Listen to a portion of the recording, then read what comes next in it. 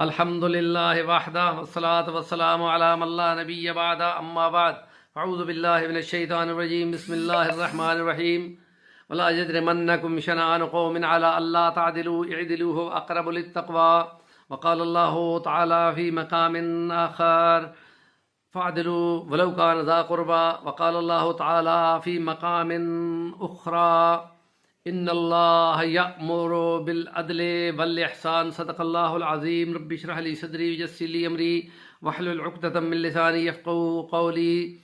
نبی پاک صلی اللہ علیہ وسلم نے مدینہ ریاست کو ایک نئی جہت دیتے ہوئے اس میں دستور دیا۔ ڈاکٹر حمید اللہ کہتے ہیں کہ it was the first return constitution in the world, دنیا کا یہ سب سے پہلا دستور ہے جو کسی ریاست میں دیا گیا۔ اس سے پہلے زبانی تھے یا مختلف رسوم پہ مبنی تھی، وہ لکھے ہوئے نہیں تھے، نبی پاک نے پہلا دیا۔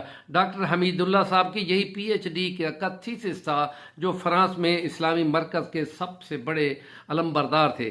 اور تو نبی پاک نے مدینہ میں ریاست قائم کی، حقوق و فراز کا تعین کیا، عدل کو قائم کیا اور اس کو باقاعدہ قائم کیا۔ نبی پاک صلی اللہ علیہ وسلم کے بعد خلفائے راشدین نے اس کو قائم کیا۔ حضرت فاروق اعظم کا دور جو ہے وہ مثالی سمجھا جاتا ہے۔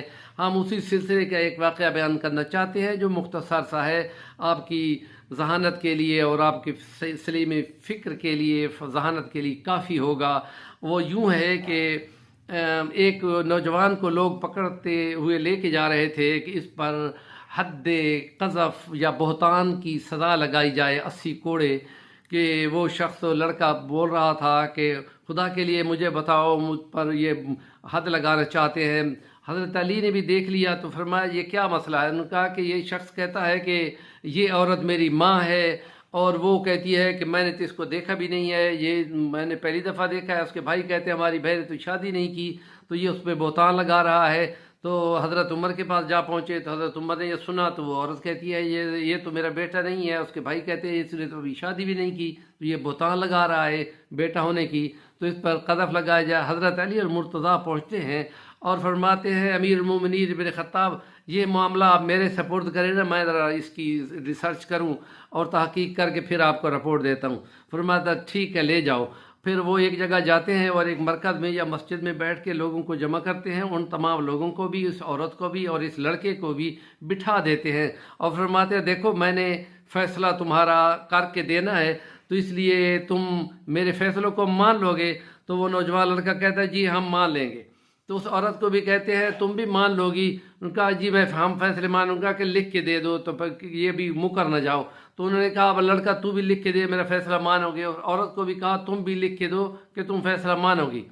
تو حضرت علی المرتضیٰ نے فرمایا اچھا یہ عورت کو کہ ایک خاتون یہ لڑکا تمہارا بیٹا نہیں ہے؟ انہوں نے کہا نہیں جی نہیں، میں نے تو اس کو دیکھا بھی نہیں ہے، یہ میرا بیٹا نہیں ہے۔ تو بیٹے کو وہ کہتے ہیں یہ تیری ماں ہے؟ انہوں نے کہا یہ میری ماں ہے لیکن یہ تو انکاری ہے۔ اور میں اچھا ٹھیک ہے میں پھر فیصلہ کرتا ہوں کہ 500 درہم کے بدلے میں تیرا اس سے نکاح کر رہا ہوں، اس کو تم ہاتھ سے پکڑو اور لے جاؤ اور تم میاں بیوی بن کے اپنا جا کے زندگی گزارو۔ تو وہ لڑکا اٹھا اور اس کے ہاتھ سے پکڑا اور کہتا ہے چلو اب ہمارا نکاح ہو گیا ہے۔ تو وہ شخص فوراً چیختی ہے کہ اے امیر مرتضیٰ شیر خدا، یہ لڑکا میرا بیٹا ہے تو تمہارے بیٹے کے ساتھ آپ نکاح کر رہے ہو؟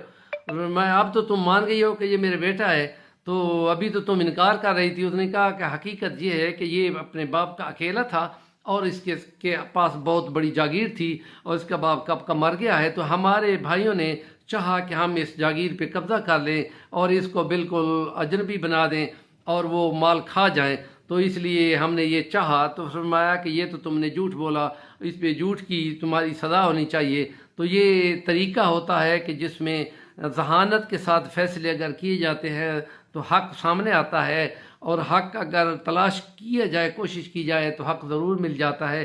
اور اس طریقے سے حضرت علی شیر خدا نے حضرت امیر المومنین کے سامنے وہاں کے ثابت کر دیا کہ یہ اپنے باپ کا اکلوتا بیٹا ہے اور یہ اس کی ماں ہے، اور یہ جو کچھ اس کو مارنا چاہتے تھے یا سزا دلانا چاہتے تھے یہ شخص جھوٹے تھے، اور جھوٹ کی سزا پھر ان کے لیے لاگو ہوئی ہے یا نہیں ہے۔ اور یہ خطبات امیر المومنین ابن خطاب میں سے یہ کہانی ماخوذ ہے۔ ہمارے چینل کا نام ہے صفی الرحمن الوانی، ضرور سبسکرائب کر لیں اور اگر کمنٹ کریں گے تو آپ کی مہربانی ہوگی۔